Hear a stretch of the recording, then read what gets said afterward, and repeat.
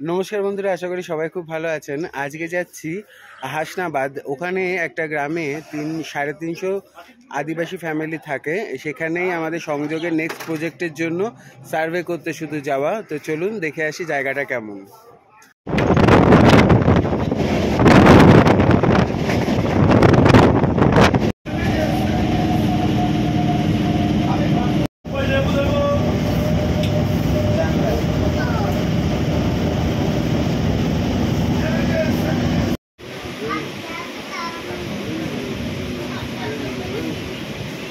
পৌঁছে গেছি হাসনাবাদ।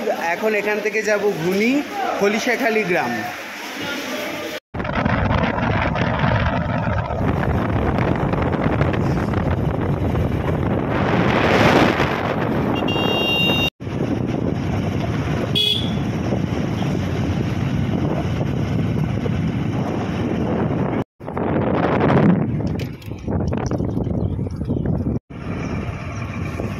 তো অ্যাটলিস্ট পৌঁছে গেছি আমরা খলিশাখালী গ্রামে। এটা ঘুনিতে অবস্থিত। হাসনাবাদ স্টেশনে নেমে ওখান থেকে 20-25 মিনিট বাইকে চড়ে আমরা এখানে আসি। এই ভাই আমাদের নিয়ে এসছে, দীপক আমার সাথে কাজ করে। আমরা নিউ টাউনে একসাথে কাজ করি। তো ওর বাড়ি এই গ্রামেই। তো গ্রাম আসার পথে যেটুকু দেখলাম সেটুকু দেখে বুঝলাম আমরা এখানকার ম্যাক্সিমাম লোকের জীবিকা চলে এখানের যে ভেরিগুলো আছে সেখানে মাছ চাষ করে সেই মাছগুলো শহরাঞ্চলের দিকে বিক্রি করে।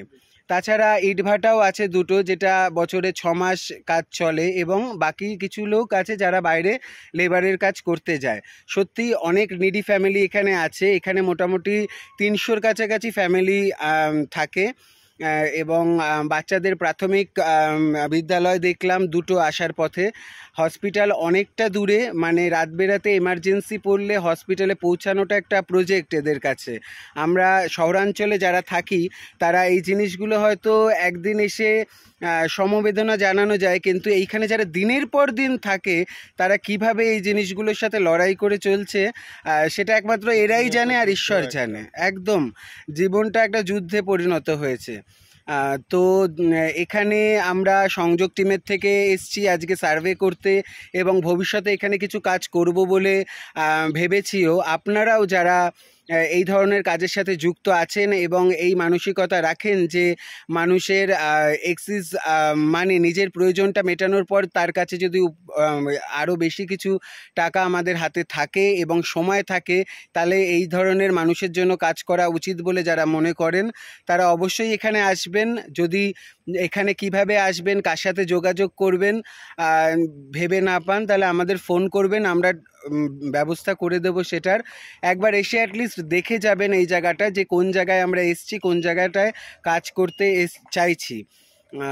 দেখার পর ডিসিশনটা নিতে সুবিধা হবে। একবার এসে না দেখলে এই জায়গাটা বোঝা খুব মুশকিল।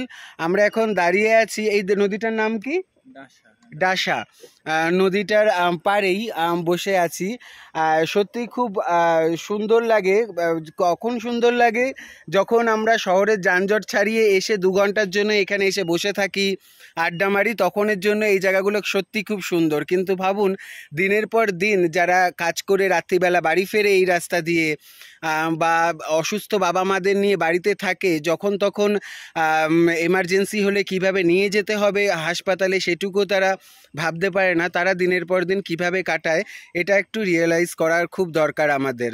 কেননা মানুষই তো মানুষের কথা ভাববে। আমরা যদি না ভাবি, আমরা আশা করব কি করে যে আমার অসময়ে মানুষ আমারটা ভাববে।